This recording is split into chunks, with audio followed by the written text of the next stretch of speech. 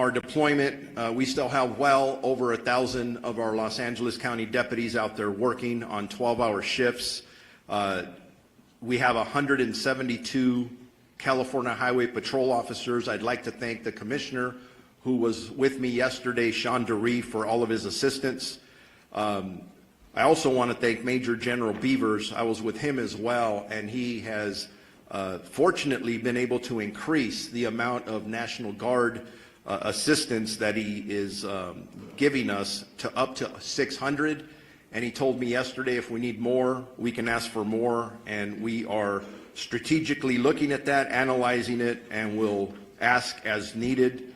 Evacuations, we have approximately, and this is some good news because it's dropped, we have over 92,000 people who are under evacuation orders and approximately 89,000 people who are under evacuation warnings. I want our community to know this, and Chief Maroney did talk about this for a second. In every conversation we're having about evacuations, warnings, whether they're going to implement them or take them away, the conversation about repopulation is on all of our minds. I know that we are attending, staff's attending community meetings, whether they be out in the Palisades Fire area in Malibu for us at LA County Sheriffs, in the Altadena area. We are hearing our community loud and clear, and we want to get you in there as soon as possible. But I want to reiterate what is holding us up. This is very important. We are still, for the Altadena area, we are in the third day of grid searching. It is a very grim task, and we, unfortunately, every day we're doing this, we're running across the remains of individual community members.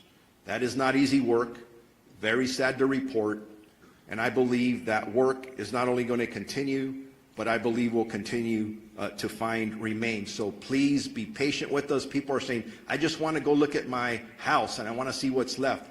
We know that, but we have people literally looking for the remains of your neighbors. Please be patient with us. There's a lot of hazards in the area still. The area has not been rendered safe. Please be patient with us. And then we have the potential of crime scenes.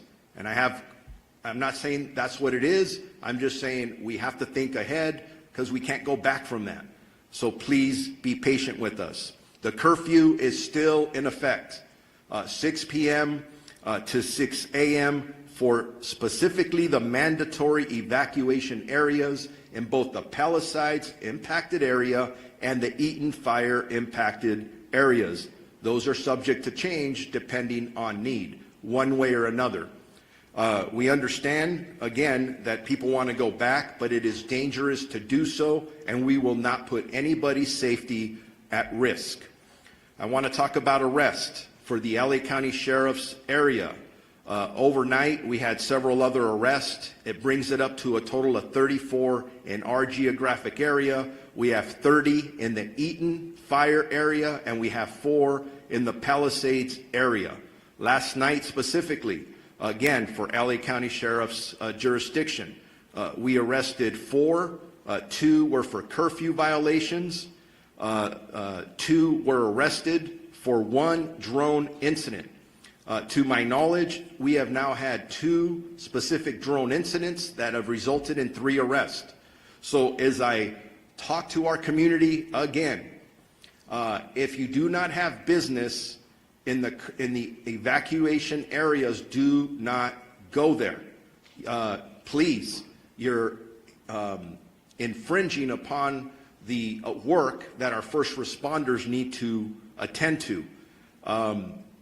And I do want to say, when I talk about these arrests, I want to clarify not all of them are for burglary or looting or for curfew violations. But it is very important when I say stay out, we are arresting people who are not supposed to be there, who do not live there, who are in possession of narcotics. We've arrested several with guns.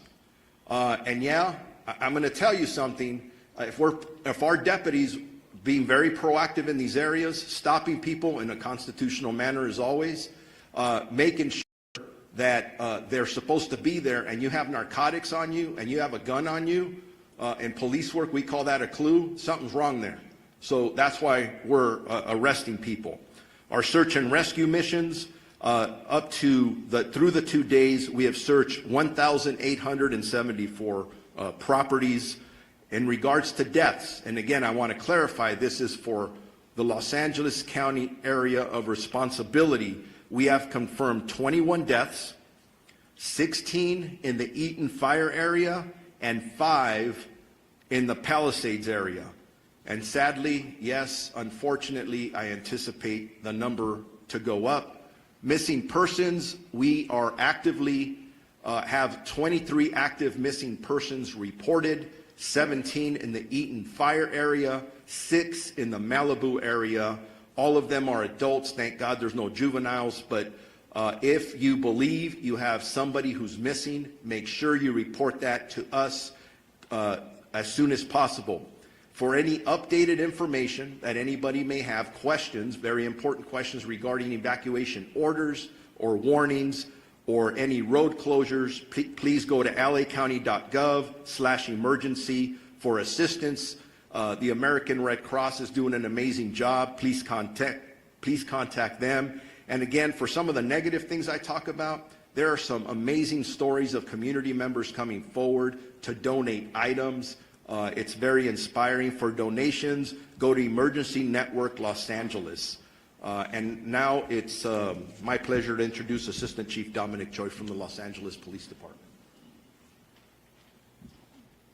Okay, good morning. I want to start by just assuring everybody that our primary focus still remains the safety and well-being of our residents. These fires have caused significant disruptions, but we are working tirelessly with our partners to protect lives, property, and secure critical infrastructure. So as of this morning, LAPD has in the city 266 officers deployed to the Palisades fire. We also have support from our National Guard partners who have deployed 200 soldiers assigned to the incident. We're very grateful for their support. We also have dedicated resources investigating our missing persons reported. So at this time, as of this morning, 6 a.m., we have a total of 26 people reported missing in the city of Los Angeles. 17 of those individuals have been located safely. 9 of the 9 remaining, 2 most likely were found in the fires deceased, but they haven't been positively identified by a coroner's office yet, so those are still waiting to be identified. 1 individual, we believe, is located safely in a shelter, but that person, we're waiting for confirmation on that. There are 6 that remain unaccounted for, and we're diligently trying to identify and locate these people. So in total, in the city of Los Angeles, since Tuesday when these fires occurred, we have 3 fatalities. Again, 2 were found in the fires, and 1 was a burn victim that was transported earlier this week to a hospital. That person later passed away. If you want to make a missing persons report, you can do so either in person or over the phone. You can call any one of our 21 geographic stations and make that report, or you can call our missing persons investigation unit directly. I'm going to give you the number. It's 213-996-1800 and select option 3. That telephone is manned 24 hours a day currently. As of this morning, the city of Los Angeles, related to the fires, has a total of 14 arrests. 3 for curfew, 1 for impersonating a firefighter, 1 for possession of burglary tools, 4 for burglary, 1 for DUI, 1 for felony vandalism, and 3 for shoplifting. As the sheriff just mentioned, it's not just for looting or burglary that you're going to jail or curfew. If you're in the area, you don't belong in the area, you will be stopped and questioned, and whatever crime is being committed, you will be held accountable for that. So please stay away from these evacuation areas. Regarding escorts, we talked about this a little bit yesterday, but we tried to be compassionate and put together a team to escort residents to their homes to either retrieve small pets or their medication. But that line became exceedingly large, and it was any timeline of when we're going to open up that service, if at all. So please be patient with us. We know you are waiting. If you are still waiting at any of these checkpoints to be let in or escorted, Please do not wait there. You will not be let in or allowed to have an escort at this time. Also, another important reason for stopping these escorts is because we have search operations beginning. Over the next 48 hours, we'll be working alongside LAFD Search and Rescue, our ATF partners, as well as the LA County Coroner's Office throughout the burn areas, giving priority to those people that are reported missing in these burn areas. From there, grid search will take place that could result in crime scene preservation and then recovery of remains. We hope that the high volume of resources dedicated to this effort will expedite the process. And as many of you know, the dry conditions and winds increasing, it's possible that evacuation orders may increase. I know overnight we saw some of the evacuation orders turn into warnings, but we can absolutely see some of these areas increase to mandatory evacuations again. So I urge you, we urge you, please heed these orders. It can save your life. And as we also previously mentioned, identifying the cause of these fires is critically important to all of us. In conjunction with our partners and led by ATF, we have created a Los Angeles Regional Wildlife Investigative Task Force. And while their work is still in the early stages, we're committed to identifying the cause and origin of these fires, and we're also committed to holding anyone who's responsible for these fires accountable. And to further protect the residents of Los Angeles, in the city, our curfew is also still in effect from 6 p.m. to 6 a.m. In short, if you don't belong there, don't be there. In closing, I want to reiterate that our department and all of us standing here this morning are with you. I want to express my deepest gratitude to the firefighters, our fellow law enforcement partners, and volunteers who are putting themselves in harm's way to protect our communities and help people recover. Their bravery and dedication are truly inspirational. We are also grateful for the patience and cooperation of our residents during this difficult time. We know this is not easy. Thank you and be safe.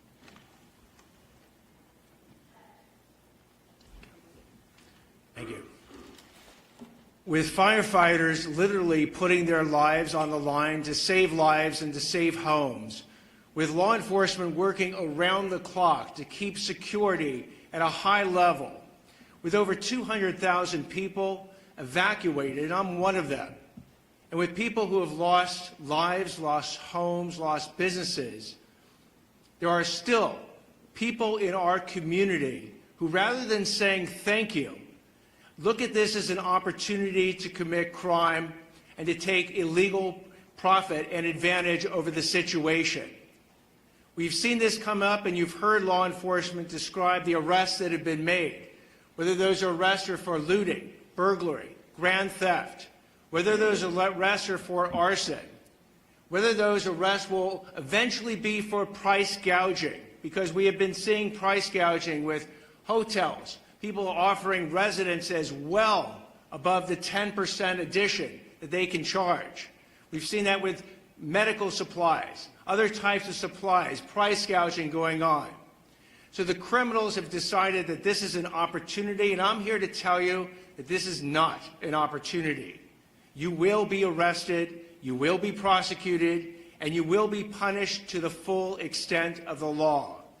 At 2 p.m. today, we'll be holding a press conference to announce the first charges in a looting case and the first charges in an arson case. This is not an arson case tied to the major fires. It was an arson case that was done on the side, in essence. You will hear that these people who've committed these crimes are facing very significant sentences. I am working with over 750 deputy district attorneys and in the entire law enforcement community to bring these people who are despicable and disgraceful to justice. And we're not only going to see what's happening right now in connection with bringing stability to our community, whether it's, again, going after the looters, the arsonists, or the price gougers, but we're starting to see the criminals emerge who are going to go after the recovery efforts. These are people who are contacting people and pretending to be GoFundMe operations to help people who have suffered. And GoFundMe, by the way, actually is an excellent organization that has put in place protections that if you use their site, you can use it safely. But these are people who are creating fake GoFundMe sites. I tell people to be very, very cautious when you give your money away to check out the organizations that you're doing it to. I applaud anyone who wants to donate to these causes, whether with money or services, but make sure that they are going to the right operations. Again, you can go to Emergency Network LA, that's enla.gov, or you can go to recovery.lacounty.gov to see the types of operations that you can have confidence in. And we're also going to see scams coming up with insurance proceeds. We're going to see scams coming up with government benefits, because we are going to literally have billions of dollars come into Los Angeles County over the next months and years. And for the criminals who view this as an opportunity, let me again give you this warning, an absolutely unmistakably clear warning, that if you go ahead and you want to rip off people and the system and governments that are trying to help the people who have suffered from these tragedies, you will be arrested, you will be prosecuted, and we will seek maximum punishment against you. I hope that I'll have the opportunity to tell you at a later point that this warning has been heeded, that deterrence works. Because if we are going to actually have the stability and the rebuild, it's going to be based on everyone contributing. But for those who don't want to heed this message, the warning has been cast out there, and the warning will actually have teeth behind it. I'd now like to introduce Los Angeles Board of Supervisors Chair Catherine Barger. Thank you. As I discussed yesterday, FEMA relief is essential to getting our impacted residents back on their feet. Today and yesterday, FEMA staff have been at 7 county libraries, plus the Alhambra Library, providing support to individuals who are seeking FEMA relief. Tomorrow, these services will transition to centralized assistance centers, one at Pasadena City College and the other at UCLA Research Park. These centers will be in-person venues where all impacted individuals can receive direct support for FEMA's assistance program, which helps residents access lodging, essential items, and other large financial needs.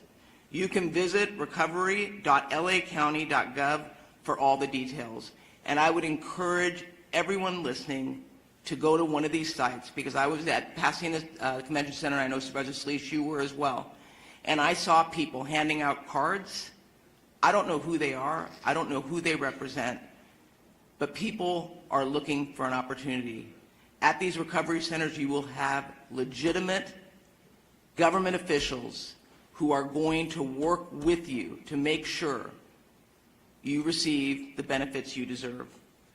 I want to thank FEMA for their continued support for our impacted residents. Our residents need this support to begin rebuilding, and believe me, after last night's meeting that I attended with my constituents, they are desperate. So many residents I've heard from, especially those without insurance, are concerned they won't receive enough assistance to rebuild their lives. On top of FEMA assistance, I'm going to be advocating for innovative loan and housing solutions to bring people back to their communities. People need help, and they need to know what kind of support they're going to receive. Last night, I joined hundreds of impacted victims in Pasadena to hear their stories, understand their needs, and to discuss what comes next. Many wildfire survivors I've met, spoke with, have repeatedly told me they're worried about the rebuilding process. Specifically, many have mentioned that they are eager to begin clearing debris and seeing what valuable possessions survived this devastating fire. I want you to know that yesterday, the governor issued an executive order to streamline this rebuilding process. This executive order is going to make rebuilding homes easier by cutting red tape and make it as affordable and efficient as possible for our residents to clear debris. Yesterday's executive order, along with the previous order to waive the CEQA requirement in rebuilding, are 2 unprecedented actions that will be essential to making our community whole again. I know that our wildfire survivors want nothing more than to begin the rebuilding process, and it is our job in government to get out of the way. Our neighbors deserve nothing less. To all the residents in our county, we must maintain diligence over the next few days as winds increase again.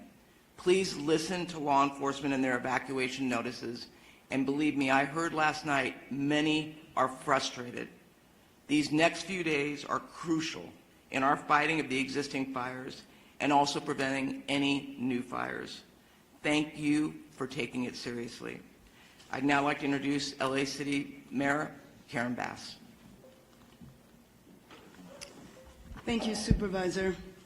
Angelenos, as we continue to experience the shock, the grief, and the anger, we have to stand together, and it is in that spirit that we have seen hundreds, if not thousands, of Angelenos traveling all around the region to deliver supplies, clothes, whatever they think might help the victims of these fires. As we've mentioned, the National Weather Service is predicting close to hurricane force level winds, and so we're making urgent preparations. My top priority and the priority of everyone else is to do everything we can to protect lives. As these winds approach, LA City firefighters and firefighters from across the county, state, and nation, and even overseas, are in a proactive and strategic posture to save lives. Firefighting resources from LAFD and fire departments from all over are positioned in strategic holding locations. DWP is deploying water tankers to augment water supply for firefighters. The emergency operations centers remain activated at the highest level to rapidly coordinate emergency response. As we prepare for more wind, we're also urgently working to provide people with much-needed resources. This week, as Chair Barger said, our city and county will launch in-person local assistance centers that are tailored to those affected by specific fires. These local assistance centers is for Angelenos impacted by the Palisades and Hearst fires, and they will open at the UCLA Research Park, which was formerly known as the West Side Pavilion. It will operate from 9 a.m. to 8 p.m. 7 days a week. These centers will help people who have lost vital records like birth certificates, driver's license, Social Security documentation. They will help people who've lost their homes or businesses apply for disaster relief loans, and they will provide referrals for mental health counseling and other services. We anticipate that there will be representation for over 20 city departments. There will be representatives from the state and federal departments and agencies. Later today, we are also going to be releasing policies on the city level that will help with the rebuilding process. So as we continue to go through these next few days where the fires are still a serious threat, we also want to begin to help people put their lives back together and to prepare to rebuild our city. I also want to again remind Angelenos that lacity.gov is now a one-stop shop for assistance for those who are impacted and a place to help Angelenos find a way to get involved. As the winds pick up, please stay safe. Please heed the call to evacuate should you receive that. And remember to heed all public safety guidance. Thank you. I'm Lindsay Horvath, Supervisor for the 3rd District of Los Angeles County. The latest Palisades fire updates, as you've heard, more than 23,000 acres have been impacted by this fire, and it is 14% contained. We have over 5,100 personnel, including 44 helicopters and 540 engines. The fire continues to hold along Mandeville Canyon, and we are grateful for our first responders and all those on the front lines fighting in this area. We know it is critical, and you are doing a great job. We've also made significant progress in Topanga Oaks, Sylvia Park, Temescal Ridge, to Mulholland. All of these areas have been under threat, and we are continuing to hold. Santa Monica has lifted their evacuation orders, and downgraded to warnings in North San Vicente, moving from order to warning at 8 a.m. today. All of the warning areas have been lifted. A particularly dangerous situation has been issued. Strongest winds from Tuesday morning until Wednesday. We strongly encourage caution and vigilance. This is the weather prediction that the National Weather Service had going into last week's event. So these conditions are significant, they are serious, and we need you to follow all orders. All Santa Monica Malibu United School District schools will remain closed today. All Santa Monica campuses, except for Roosevelt Elementary, will be open. All LAUSD schools will be open today except Canyon Charter Elementary, Kenter Canyon Charter Elementary, Palisades Charter Elementary, Marquez Charter Elementary, Topanga Charter Elementary, Lanai Road Elementary, and Paul Revere Middle School. Our Department of Mental Health has resources for how to speak with our young people about wildfires at dmh.lacounty.gov. We need to support our children in this time and make sure they're able to talk about this tragedy. Our DMH helpline is 800-854-7771. Metro fares continue to be suspended for as long as conditions remain the same. We thank our chair of the Metro Board, Janice Hahn, and our CEO, Stephanie Wiggins, for their assistance. Palisades Post Office has been relocated to Rancho Park Post Office. Residents can pick up their mail at 11270 Exposition Boulevard on the first floor. Recovery.lacounty.gov has launched. You can find initial damage assessments as well as maps to indicate your property location and status, comprehensive list of county resources by department, federal, state, local, and nonprofit emergency assistance. Once again, that website is recovery.lacounty.gov. Our Department of Economic Opportunities East LA Entrepreneur Center and America's Job Centers of California open today as well to support impacted workers as well as small businesses.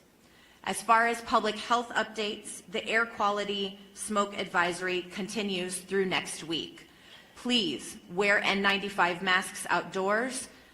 Fine particulates are airborne even in areas not impacted by the fires, especially children and older adults, especially those with serious health complications, are particularly at risk. LA County Department of Public Health is providing N95 masks at all evacuation shelters and to community-based organizations. When you are at home, please close your windows and doors, run the air conditioning or air purifiers if you have them, and check your filters regularly. In your car, close the windows and vents, turn your air conditioning on to recirculate. Do not, in any way, use leaf blowers or other actions that will push ash into the air. Follow all drinking water advisories, and due to ocean contamination, avoid the following beaches: Malibu Point at Surfrider Beach, Solstice Creek at Dan Blocker County Beach, and Inner Cabrillo Beach in San Pedro. To stay informed about the latest emergency orders, you can go to emergency.lacounty.gov. And I want to once again thank all of those who are on the front lines, keeping us safe through this very difficult time. All of our volunteers who have kicked into action to ensure that our community members are supported. And I also want to thank our governor for an additional executive order in addition to the one that he issued yesterday to expedite debris removal and to reduce the risk of mudslides. As we know, rain is predicted starting next week, and these complicated conditions may only worsen. We thank him for his foresight and his partnership. Helen Chavez, Communications Director for Chair Catherine Barger. Chair Barger recognizes and thanks the following elected representatives for joining us this morning and for their ongoing support during this emergency. We have with us 1st District Supervisor Hilda Solis, California Board of Equalization Antonio Vasquez, Santa Monica Mayor Lana Nagrete, and State Senator Sasha Renee Perez. We are now going to transition to the Q&A portion of our press conference. Please raise your hand and wait to be called upon. When you are called upon, please announce your name and the media outlet that you are with. We're going to go start right here.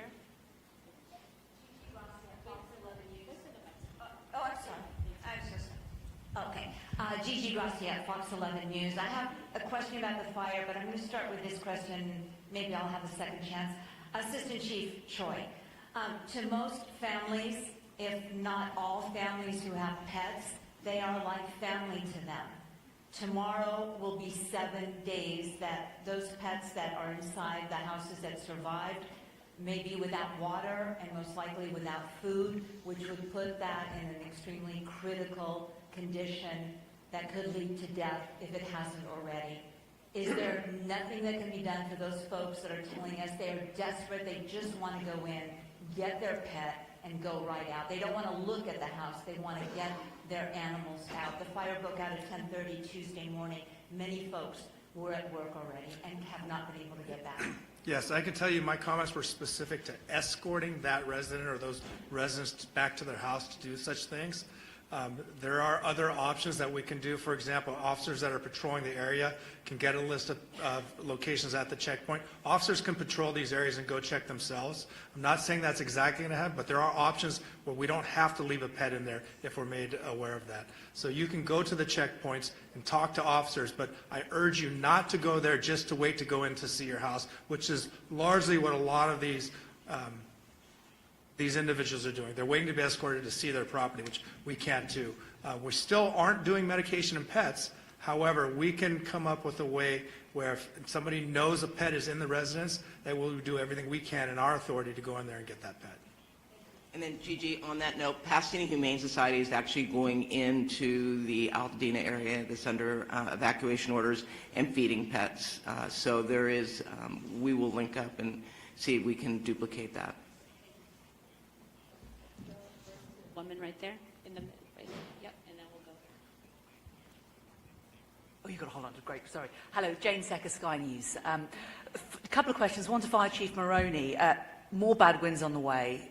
We know the conditions, as we've just heard, are going to be the same as last week. How confident are you that you're better prepared this time?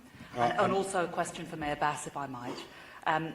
Our correspondent David Blevins asked you last week if you owe the people of Los Angeles an apology for cutting the fire budget. You didn't respond to him then. Would you like to respond to us now? So for the fire question, thank you. We're absolutely better prepared for this coming PDS, the severe fire weather event. You've heard the statistics, number of personnel assigned to the incidents, over 5,000 firefighters assigned to the Palisades fire, over 3,000 firefighters assigned to the Eaton fire. The state, under the leadership of Governor Newsom, has set up a mobilization center in Banning where we have resources staged that can come into LA County to assist with a new fire start or the expansion of one of our existing fires. We also have numerous aircraft, local government aircraft, helicopters, we have water bombers, we have retardant fixed-wing aircraft from the state and federal government. We have military aircraft. So we've not only augmented the ground resources, but also the air resources. I think that we're very well prepared for the next event, but that's never going to be, we're never sure that we're going to be able to catch the next fire and keep it small. They said 70-mile-an-hour winds. It's going to be very difficult to contain that fire. That's why we ask all residents in a brush-prone area to be prepared to evacuate if you get the evacuation order and start those preparations before the evacuation warning comes. Thank you. It was a two-part question to that, correct? My focus is on us being prepared as a city for tomorrow. As you began, we could face another very difficult situation for thousands of Angelenos. When we are past this period, there will be an evaluation of everything that went on. And at that point in time, we will see there is not agreement as to whether or not the budget was cut. All of those issues will be resolved when we are clear that Angelenos are safe and we are ready to rebuild our city. Thank you. Thank you. We're going to go right here in the middle. Next. Jonathan Bigliotti, CBS News, for Mayor Bass, please. Last week, many people were working and could not get back in time to properly evacuate. As we've discussed in this room, there were pet care issues, health care issues, child care issues. Now ahead of this latest event, you have businesses that are proactively closing, essentially treating this event like it was a hurricane or a blizzard. If they are taking those steps, why are you not implementing broader closures right now to keep your constituents safe? We are doing everything we can to keep Angelenos safe.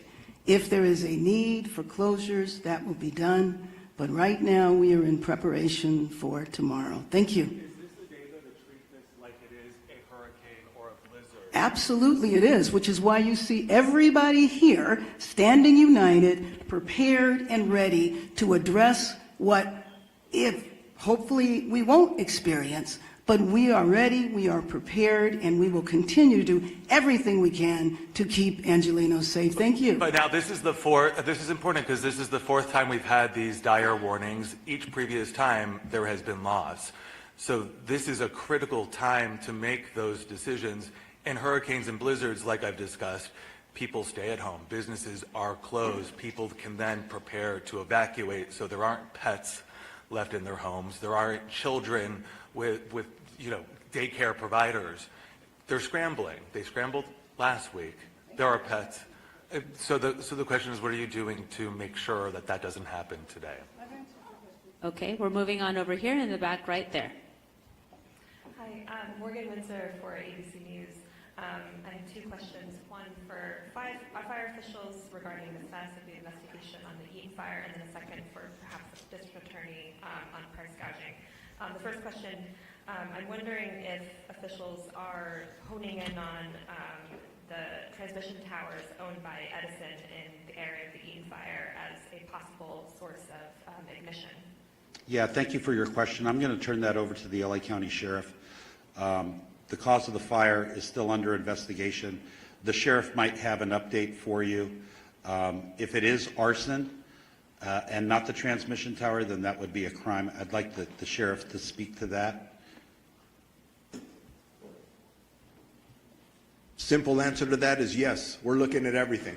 We have a team that is obviously focused on the response as we prepare for any event, and then the investigation, not only into the recovery of the remains and the issues surrounding that, but anything that would have caused any of the fires anywhere in our jurisdiction. I think the chief the assistant chief from LA talked about a task force. We're on that as well. We're working together, and we expect to find answers. Okay, I saw a hand right here in the blue jacket. Hi, good morning. Lauren Coronado with NBC4 News. This is for Chief Crowley. You mentioned wildfire patrols in high-risk areas. Can you identify those high-risk areas? Sure. So, and that's that lean forward posture as we're looking to do everything in our power to ensure that we maximize our efforts with the resources that we have, which this whole patrol, we're utilizing fire inspectors. So with that, we're going to be patrolling, taking a proactive approach. Anywhere where there's any wildland risk is where we're going to be patrolling. It's just extra set of eyes, ears. We can also help the community with questions, and that's really important. The community also knows that the city, the fire department is leaning forward. We're utilizing the resources that we have. So to answer your question very specifically, it's anywhere where it's in the wildland area. That's where we're going to be putting our patrols out. Thank you. Thank you very much. I have one more question. Sorry, I should have asked right off the bat. For any fire official, I understand there's better air resources this time around, military equipped. With these high winds, I know a big issue is that they weren't able to be utilized because of the high winds. When we're talking military equipped, does that change things? Can you do those aerial attacks with these kind of aircraft? It's not going to change it. So we still have wind cutoff speeds for fixed-wing retardant tankers, water bombers, and helicopters. The helicopters that we have at LA County Fire are military helicopters. They're patterned after the Black Hawk. And still we do have wind cutoff speeds, not only for the safety of the helicopter, but what happens as the wind speeds increase, the effectiveness of the water drops or retardant drops is affected. And the minute that aerial firefighting resources are no longer efficient or effective or safe, we have to ground them. That's the unfortunate truth, but we do have a lot of people on the ground that can still fight the fire. You saw our firefighters, 100-mile-an-hour winds, Eaton Canyon, and Altadena that kept fighting the fire, even in those strong winds. Thank you. Thank you. We're going to go over here, and then we'll go over here. Thank you. This is Dave Zonizer at the Los Angeles Times. I was wondering if you could go sort of fire by fire and tell you where you are on determining the origin. Are you guys looking at whether or not New Year's Eve fireworks might have been a trigger for the Palisades fire with something then flaring up later? I know you mentioned the Eaton Canyon fire, but can you tell us, for example, is arson being viewed definitely as the cause of the Sunset fire? Could somebody just walk us through each of them? Yeah, I mean, I could talk about, so right now we have the task force that is robust, that is, they're identifying cause and origin for each of these separate fires. There's so many of them. None have been ruled out of arson. They're ongoing investigations, but also the Palisades fire specifically, since that's the one that's still rampant in the city of Los Angeles, there's been no definitive determination that it is arson at this point, but we're looking at every angle. Anything more specific? It's an ongoing investigation. If I could, I would. I don't have the answer for you. Understood. Thank you. And we're going to go right here. Hi, this is Kate Cagle from Spectrum News 1. I have two questions. One for Fire Chief Maroney. Is there a definite threshold for wind speed when those aerial drops have to stop? Like, is 70 miles an hour that threshold? And then my other question is, given how dense some of these neighborhoods are where we've seen orders and warnings, I mean, all the way to Wilshire and Santa Monica last week, we've seen gridlock when people are trying to all get out at once. Have you guys worked on addressing that issue if people do have to evacuate tonight from an extremely dense area like we saw with the Sunset Fire? Folks just couldn't get out because traffic was jammed. How do you address that? Yeah, so to answer the first part of your question, there is a specific threshold. And I don't remember what that threshold is, although I used to work at air operations. 30 to 40 miles an hour is beginning, I believe, to be that threshold. I'll see if our CAL FIRE partner from the state of California remembers what that threshold is for helicopters and fixed-wing air tankers. Please say your name and your... Good morning, Jerry Magana, with CAL FIRE representing the incident management team. So with the specific aircraft, they all have a different limitation. The problem is when you have sustained winds, over 40 miles an hour is the issue. The problem is the gusts. So the gusts peak and the aircraft limitations or capabilities are then limited based on approach and departures, as well as Chief mentioned, the drop accuracy. So each aircraft will have that limitation based on the manufacturer's recommendation, and then as far as the safety component, usually the limiting factor is gusts over 30 miles an hour, but the sustained winds, anything over 40, is pretty much going to ground most aircraft. So again, each one of those aircraft have those specific limitations, but as an overall general rule, safety rule, the gusts is what is the issue, and this is what the gusts that we've been having. Thank you. Can you restate, please, your name and spelling? Yes, Jerry Magana, Gerry. Last name is Magana, Magana, representing the CAL FIRE incident management teams. Thank you. Thank you so much. We have two last questions. There's a clarification over here. I'd like to answer the second part of the question regarding community congestion and people leaving all at once under the evacuation order. We really want residents in LA County to be prepared. If you don't have a wildfire evacuation plan for your family and your home, please make one today. visit www.fire.lacounty.gov/RSG. That stands for Ready, Set, Go. I would recommend, in an abundance of caution, if you get an alert on your telephone for an evacuation warning, leave then. Don't wait for the order, because we know from experience that if you wait for the order, you might get caught up in the congestion that you referenced. And please do not silence the emergency alerts on your telephone. If we send out an alert at 3 a.m. on Tuesday night or Wednesday morning, when you're sleeping, we want you to wake up and evacuate. We know we had some issues earlier, but please do not turn off those wireless emergency alerts on your telephone. Accurate? Sorry, my question was that those alert issues have been resolved and people can rely that that's accurate now? Yes, I just think it's very important that Chief Maroney and I stand together and have the exact same message, which is the Ready, Set, Go piece is Ready, Set, Go. The community needs to also understand you don't have to wait for the order. Knowing what we know and what we saw, if you're in any of these particular areas, that lean forward posture, we keep talking about it. We saw the impacts, extreme impacts of the winds when what happened in Palisades.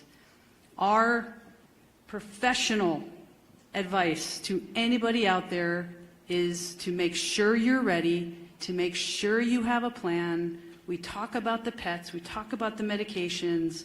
Put your plan together, be ready, and you do not have to wait. You do not have to wait for the order. And I think it's really, really important that everybody hears what Chief Maroney and I are saying. And in fact, the rest of the region, the rest of the fire chiefs are saying the same thing. Thank you. Kevin, you were going to address the WE alert issues? Kevin McGowan, Director with the LA County Office of Emergency Management. In partnership with the state, we have the wireless emergency alert system ready to go with a state partnership. Thank you. And we are at time. We will have one-on-one interviews. If you have any unresolved or unanswered questions, please approach to the front and we will connect you to the appropriate speaker. Thank you for today.